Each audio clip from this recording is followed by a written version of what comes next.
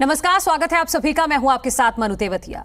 दिल्ली में प्रदूषण के खिलाफ जंग जारी है। उसी बीच पर्यावरण मंत्री गोपाल राय ने दिल्ली के 28 विभागों के साथ एक मीटिंग की है और सभी विभागों को विंटर एक्शन प्लान तैयार कर 25 सितंबर तक पर्यावरण विभाग को जमा करने के निर्देश दिए हैं ताकि 1 अक्टूबर को इस प्लान की लॉन्चिंग दिल्ली के मुख्यमंत्री अरविंद केजरीवाल कर सके। तो वहीं आर्टिफिशियल बारिश को लेकर गोपाल राय ने कहा कि 12 सितंबर को हमने आईआईटी कानपुर के साथ बैठक कर इस मुद्दे पर भी चर्चा की है ताकि दिल्ली के अंदर सर्दियों में बारिश कराकर प्रदूषण पर नियंत्रण पाया जा सके। दिल्ली वासियों के साथ सभी तरह के प्रदूषण को रोकने के लिए प्लान बनाए जाएंगे। उन्होंने कहा कि दिल्ली में प्रदूषण का स्तर तेजी से कम हुआ है। प्रदूषण हॉटस्पॉट, पराली, वाहन, औद्योगिक प्रदूषण, कूड़ा जलाने, धूल पड़ोसी राज्यों समेत सभी 15 बिंदुओं पर काम होगा। साथ ही आतिशबाजी पर रोक के लिए पुलिस समेत पड़ोसी राज्यों को भी पत्र लिखे गए हैं। 1 अक्टूबर को CM Arvind Kejriwal winter action plan को लॉन्च करेंगे। विंटर एक्शन प्लान तैयार करने को लेकर आज दिल्ली सरकार के पर्यावरण मंत्री गोपाल राय ने 18 विभागों के अधिकारियों के साथ बैठक की ताकि दिल्ली का जो विंटर एक्शन प्लान है वो तैयार किया जा सके। लेकिन इस बार का विंटर एक्शन प्लान किस तरह से खास रहेगा, इसी पर बात करने के लिए हमारे साथ दिल्ली के पर्यावरण मंत्री गोपाल राय जी हैं। गोपाल जी, आज 28 विभागों के अधिकारियों के साथ आपने बैठक की, क्या रहा बैठक में और किस तरीके से ये विंटर एक्शन प्लान तैयार किया जा रहा है इस बार? देखिए, सर्दियों में हम हर साल देखते हैं कि प्रदूषण का स्तर काफ़ी बढ़ जाता है। उसको नियंत्रित करने के लिए विंटर एक्शन प्लान हम बनाते हैं और इस साल का विंटर एक्शन प्लान कैसा हो, कैसे बनाया जाए, इसके लिए आज ये संयुक्त बैठक 28 विभागों के अधिकारियों के साथ हुई है। और इस बैठक में 15 मुख्य फोकस बिंदु जो है वो निर्धारित किए गए हैं, जैसे कि हॉट स्पॉट्स का प्रदूषण कम करना, पराली का प्रदूषण, पटाखों का प्रदूषण, धूल का प्रदूषण, गाड़ियों का प्रदूषण, ऐसे 15 फोकस पॉइंट आज निकल कर के आए हैं।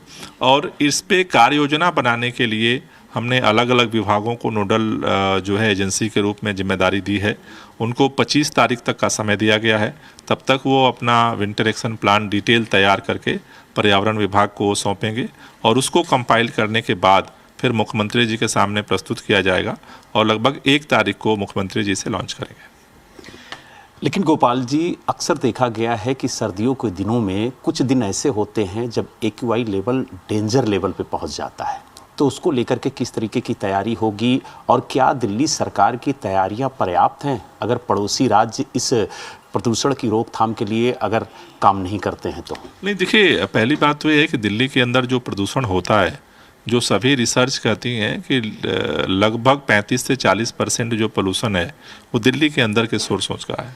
60 से 65% जो है वो पूरे बाहर के सोर्सेज का है। तो केवल दिल्ली के सोर्सेज से पूरी तरह प्रदूषण कम होगा ऐसा नहीं संभव है।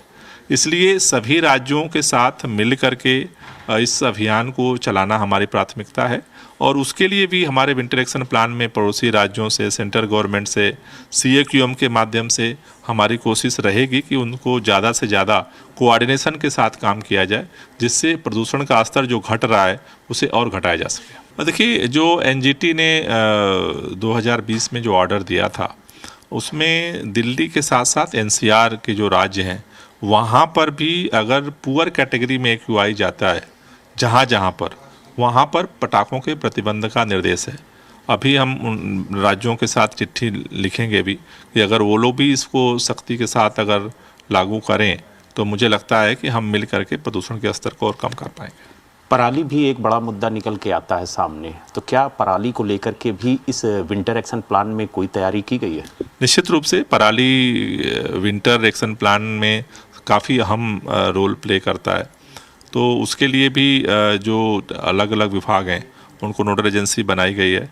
अभी जो हमारे अलग अलग जो NCR के राज्य हैं, पड़ोसी राज्य हैं, उनके साथ भी हम संवाद की प्रक्रिया शुरू करने जा रहे हैं, जिससे इस साल पराली जन्य घटनाएं को कम किया जा सके। दिल्ली से वीडियो जर्नलिस्ट बंटी के साथ बलराम पांडे, जी मीडिया।